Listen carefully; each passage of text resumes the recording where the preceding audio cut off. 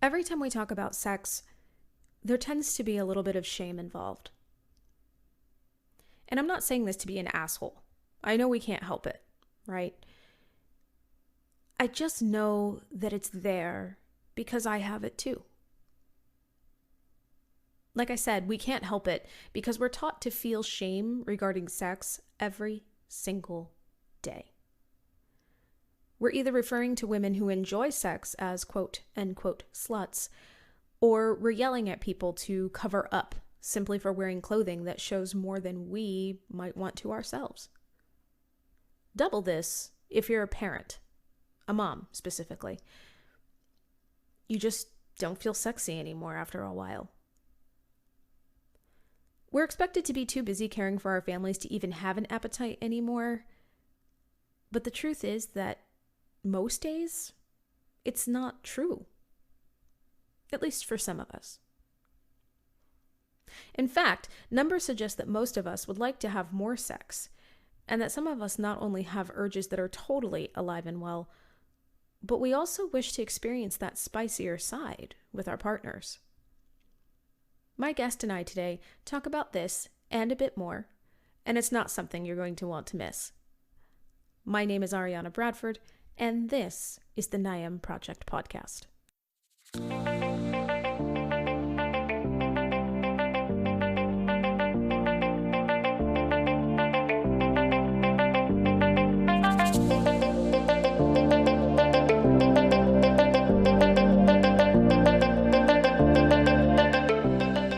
What's up? As I've mentioned, I am Ariana Bradford, and this is the NYAM Project Podcast, and you're listening to Season 2, Episode 4, Sexy Time 2, Electric Boogaloo.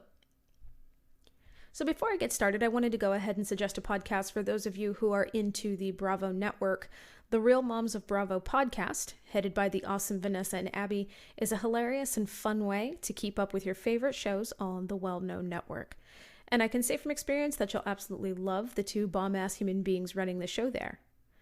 You can listen to them anywhere you podcast, and their Instagram, Real Moms of Bravo, all one word, is also a good place to start.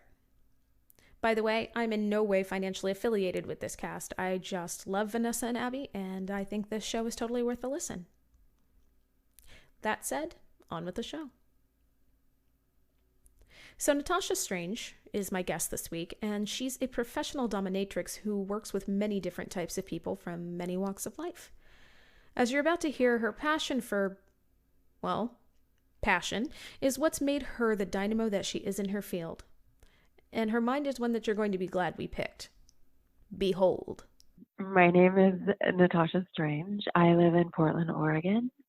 I am a professional dominatrix. I've been a professional dominatrix since 1994. I co-own a BDSM education and play space here in Portland, Oregon called Sub Rosa. We are the dirty underbelly of Rose City. I also do women's coaching, like helping women discover like their dirty side, their naughty side. And I'm also the mother of 4 children and the grandmother of a whole bunch more. That's awesome. What led you to do this for a living? Oh my gosh. I was in college and I was in my last semester at a very small private college. And it's like that wrap-up semester where you're like taking, a class on like Monday and Wednesday late at night. And then there's a Tuesday, Thursday like morning. And there's all these like weird obligations at different times. So there was no like set time that I could work. And I got laid off of the job that I had. And a friend of mine was like, well, I know you're kinky. You should check out this place, Fantasy Makers. And, you could like work around your school schedule. I was like, that sounds awesome. And I started in like February. And by the time I graduated college in May, I had landed on the front page of the local sex rag. I'd like just had all of these amazing experiences and decided I was going to take a year or so to figure out what I was going to do with the rest of my life. Before I went and I was getting a degree in business. And I just decided I would take a little bit more time and then a little bit more time. And then it was a little bit more time. And now it's been like 26 years. So I forgot to grow up.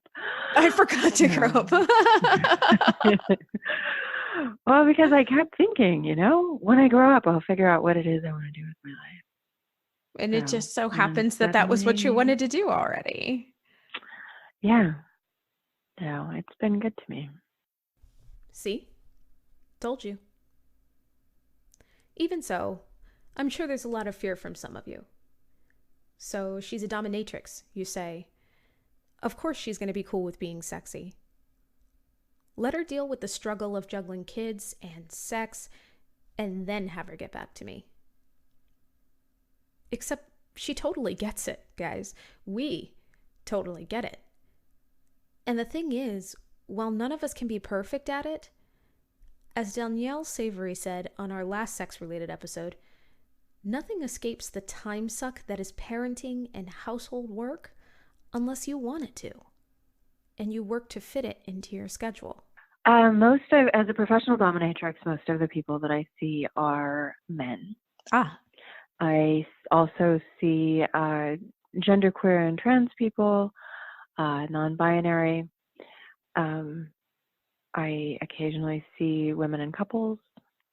As a coach, I generally coach women, occasionally couples. With women, a lot of it is stepping into the dominance, just getting past the idea that they have to be gentle, that they need to so many times we start talking about like the things that they want to learn, but then we have to step back and start talking about like, they're going to go to a play party and start buying fetish wear when they lose another 5 pounds and when they get, that sort of thing. And like, but they want to start digging in a little bit now so that when they do, hit that goal weight or like feel better, like body confidence. So then we end up going from like stepping into their dominance and like learning about their dominant persona and like stepping back and going, well, you are you, and you don't need to wait until the scale says something or you've, achieved a certain, you start doing this now. Sometimes there's trepidation and fear. Sometimes it is like they don't feel like, well, I can't really go to a fetish event until I lose some weight, until I like get in shape. And, a lot of them have just never been to fetish events, and they, once you go, and my business partner runs an amazing femdom event here in Portland every month called 50 Shades of Shut the Fuck Up. And it's amazing when people first go to something like that, and then they're really like, oh, there's all kinds of bodies here, and everybody, has an amazing body, and you can love your body like no matter what it's like. And then past that, it just, we start launching into shame and how society has taught women to be a certain way, and you don't need to be a certain way. A lot of times it's women talking about like, I've always wanted to explore this stuff, but like I felt like I shouldn't because society tells me, not necessarily their words that society is, but like that they're learning, sometimes love it or hate it, and I'm on the sort of hate it side. 50 Shades of Grey has brought the language in, so a lot of people are learning that like these weird fantasies that they've had, or like these little things that have caught their eye in different movies, and like, the bondage in the cartoons when you're growing up, and like, oh, there's like an actual word for that, and there's people that are into it, and there's a whole community, and there's, I've had people just light up when they get into a position where they can finally try these things. And for those of you who were feeling in the mood for something a little spicier, if you haven't approached the subject yet, or even if you're simply just looking for a way to learn a bit more about what turns each other on, Natasha has a list of suggestions for you that should help you get started. We get a lot of couples that come in that are talking about how their kids are, just moved out or just gone into high school, and they're not home as much, and they're not, the parents are like, we're trying to like rediscover like what it is. And so many of them are like, we used to play around before we had kids, and like we quit, and oh my God, it's been amazing. It's totally like rekindled our relationship. And they talk about how it's rekindled their relationship on every level. That's awesome. Like that it's not just sexual. It's like, that they just are closer and talk more openly about all kinds of things. And why do you think that is? Why do you think that brings them closer? I think that sex in general brings people closer, but taboo sex, it definitely creates a secret language between couples, especially if one couple has been especially interested in it, and they haven't talked about it, and then finally they can. It's like this huge weight off the entire relationship, because they can both be open and talk about it. Once you have kids, like everything changes. Right. And this, I'm sorry, this is going to send me down a very not sexy rabbit hole. Totally fine. But I think that, I think that when you have kids, your relationship totally changes, and you go from these two people that share things and do things together and have sex and free time and money and clean houses and clean clothes, and all of a sudden there's a lot more pressure on the woman generally. There is. You are correct. Yes. They're micro obligations, and all of a sudden so much of your brain power is taken up with, how much milk do we have? Who has a doctor's appointment? Who needs their shots? Like, when was the last time, like, who's got clean socks? Who's growing out of clothes? Where is this? Who's got that? Who's got a school assignment? Like, and I don't think that most of the male partners are aware of like all of the micro obligations. Right. And the way that, not to be crude, but it's sort of like sand in your pussy. It's like all these little tiny things where all of a sudden you're just like, this is not comfortable anymore. Right. Like, it's not, because your brain is like overloaded with all of this other stuff. So it takes a while to get past that and to work on the equal distribution of like where all of those micro obligations go, like who takes care of them, and like how do you manage them. And it takes a while for all of that to work its way out. Right. And and there's no easy way to do it. Every couple does it differently, but it can take a while. And I think that it takes time to work through all of that, and your sex life goes on the back burner. A lot of it is setting time aside, and I know that this is something that you hear, and I'm bad at it. Everybody's bad at it. Like, I preach this, like once a month, we're going to go do something sexy. It is about having sex outside the house. especially when you have small kids. Invest in a hotel room for the night. If you're in the Portland area, come rent Sub Rosa for an afternoon. You can do that. I like to say we have all the fun toys and none of the laundry. So, but it's more than just like getting a hotel for the night or, you know, the afternoon. You don't have to stay the whole night. And signing up for classes and like going to sexy classes, because they're, you know, I don't know where all of your listeners are, but there are places where you can go and like learn about sexy things. In Portland, we've got She Bop. They have all kinds of amazing sex positive classes. Sub Rosa has classes. So it's about going to those classes, learning new things, learning new skills, and then setting a time aside outside of the home to practice those skills, and practice alone time. I think it's also about getting people just to spend more time, like not concentrating on the penis and vagina sex. Mm-hmm.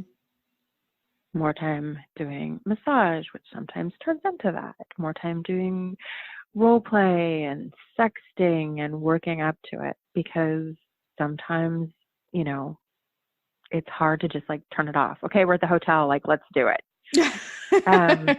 But like, you know, sexting back and forth and like talking about what you're going to do, or like, you know, so that when you get to the hotel or wherever, that you have like a little bit of buildup.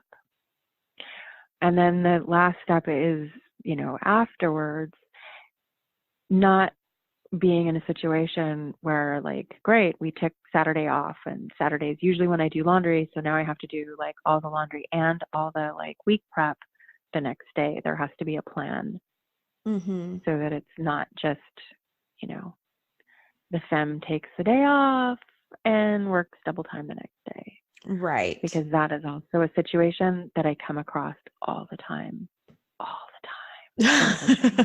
where I'm working with a couple and she's like, I want to do this, but like, I can't just like turn it off and like spend 2 hours and then go back and like double time it. Right. That's just not going to work for me, because then I'm spending 2 hours being like stressed out, because then I have to double time it when I get back. Right. Because you're basically, you know, we only have a finite amount of energy. And so spending the energy to make things the way that you want them to in the bedroom, but then also still having to go back to the way that things were at home, you're just not going to have the right amount of energy. You're just not going to have the same amount. So something's got to give in that situation. Yeah, no, it does. And it's really, you know, it's really hard to invest in things like a night at a hotel. Right. And I know that not, you know, that's totally not up for everybody. Like not everybody can afford to do that. I mean, in a perfect world, it would be like, mom and dad are going to a hotel for Saturday afternoon. Right. Right. It's not exactly what they tell the kids, but you know, babysitter stays home, takes the kids out, housekeeper comes, cleans the house, mom and dad come home with a smile on their face. And like, you know, I mean, that would be a perfect world, but it's just, you know, for most people, not realistic.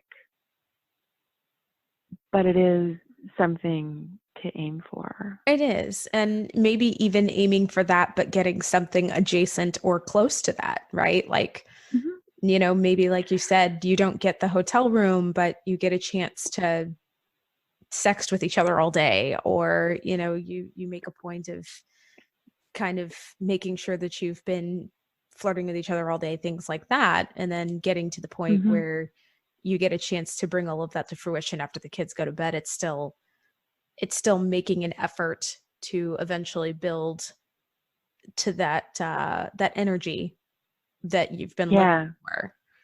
So if it's a single person who, if I'm not working with a couple that have not started this conversation, I generally coach the person to either do it through dirty talk, where you're like, you know, perfect sexting, like, you know, you can even like meme sex or emoji sex or like do something silly, like whatever works into your personality. Some people are more direct, like, you know, where you can just start out with like little things, you know, and just sort of like broach a little just in dirty talk. And then once it's sort of popped that seal, then you can be like, so what do you think about like actually exploring spanking? You know, and start having more of a conversation. Right. About it. Right. So kind of working up to that conversation by starting with simple stuff like dirty talk. Yes. Another way is to just be like the pop culture reference, which is really easy these days. Be like, watch a movie or something that has something in there, and you can be like, that's sort of hot. Think of that. And like start that conversation where you're just like, you know, and sometimes it can take some research to find that like perfect movie or that like perfect thing.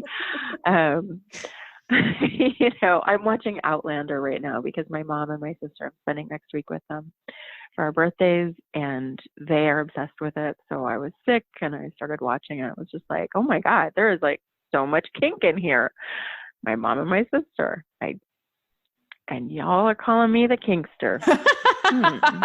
Because there's like some sexy spanking, like, you know, it's non-consensual, but still sort of hot. Surprise. So, you know, stuff like that, where you're just like, so I saw this scene, or like accidentally watch it in front of your partner and be like, that's, no. And then the other, you know, if you're a more analytical, direct person, like, I just stumbled across this class on spanking. I'm really fascinated. I would like to take it with you. Let's go see what it's about. Interesting. Okay. That's awesome. So, you know, so those are 3 ways that you can sort of work taking that to the next level. That's awesome. Or work bringing that into your conversations with your partner. And then you do need to talk, though, about what is fantasy. And you want to talk dirty talk. And you want to talk about it and what you might actually want to do. Yeah, that actually led me into what my next question was going to be. Yeah. What would you say are the definite don'ts for situations like that? So anytime you're talking about your fantasies, you're going to have to be aware that the other person is also going to be like, oh, we're talking about fantasies. Let's also talk about my fantasies. You guys may not have the same fantasies. So one thing you're going to want to do is make sure that that you're in a situation where you're not going to make fun of somebody else's fantasy. And sometimes that happens so innocently that we don't even realize it. Like, we'll see something in pop culture, you know, like somebody will mention, because that's the thing. Kinks are often the butt of jokes. Like, that's somebody's true. got a foot fetish, or they want, you know, some guy wants to wear panties. You know, that's the butt of the joke. So it can be so hard to bring that up. And if you've been in a situation where you have some kind of fetish and you're like, you know, I'm going to keep going back to spanking. We'll just keep it there. Where you're like, I really want to explore spanking. And then, you know, your partner is like, oh yeah, spank like that. So it should, you know, what kind of freak's going to do that? They've like totally cut you off from talking about your interest in spanking because you're just like, oh yeah, that's like, who would do that? Right.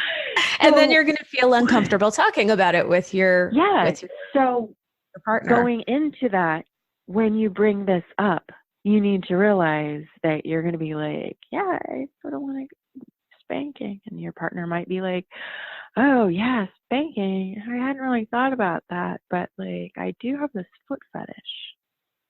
And you have to be in a situation where you're going to be like, totally not into feet, but we're going to move forward with this and try it out because, you know, I want to get my butt spanked. Right. So it is like really, really important not to judge anybody else's, not to yuck their yum, since we're all moms here, you know, and to be in a situation where you both are open to communicating your interests. And you don't have to dive all in and be like, you know, this is my deep dive secret window of like, you know, craziness that I like Google when nobody's home in my you know, you can start with the easy stuff, but you got to realize that your partner is going to want to start with some stuff too that they may not have talked to you about. Right. So when you open that line of communication, you have to be willing to admit that it's open both ways. It's open both ways. And you have to be, you know, ready to find out that your partner's been watching a lot of porn. And that they have been following porn stars, and, you know, and instead of being jealous or weirded out, you need to be prepared to be like, what is it about this that he's enjoying and that they are enjoying? Because it's not, you know, I'm talking very gender specific, but that's not always how it goes. I've been in situations where the gentleman is very surprised to see how much porn his wife is watching. So, you know, and that's the thing, like in this day and age, I really think we should probably all be watching some kind of porn because that's how we find out what we're interested in. That it's how you learn. Sometimes it's how you learn what you don't want to do, and it can be really hard to find quality porn sometimes. But it's a great way to see what else, you know, what visually is turning your partner on. Reading erotica is also a really, really great way. Erotica is reading together, I think, is probably a little better. Porn is very visual. It happens very quickly. People take different things away from it. Like one person may see that spanking was a little intense, and the other person is like, that person looked like they were enjoying that really intense spanking. You know, so people are taking different things away from it. Whereas when you're reading erotica, you're reading about what it is that is happening, but also the reactions of the people involved. And those reactions are actually more of what drives people to kink and sex in general. Because most people are coming to sex, and especially kink, to sate an emotional desire or, you know, an emotional need. I know that some people get sick of hearing the term self-care, and that there are even past guests of mine who hate the term. But damn it, I'm going to keep pushing it. Because you never lose the need for self-care. You never lose the need for taking care of yourself. And for some of us, feeling desirable, feeling sexual is a way to do that. So if this is that way for you, and you've been struggling with it for some time, I beg of you to listen to Natasha's last words to you here. They're important. You're a mom. You need to take care of yourself. I'm a grandmother, and people still pay me to do these things to them. So I think that it is imperative that women explore their sexuality on all levels, physical, mental, kink, vanilla. You have a body that you should enjoy. It is an amazing body that has created human life, and it can do other things to bring you joy, and you should enjoy it. And just because you have kids and obligations should never, ever stop that. If you want to keep up with Natasha, you can find her on kittenwithawhip.com and on Twitter as Natasha Strange and Instagram as Miss Natasha Strange. If you didn't catch that, don't worry about it. Her links are included in the show notes. The NYAM Project podcast is written and produced by me, Ariana Bradford.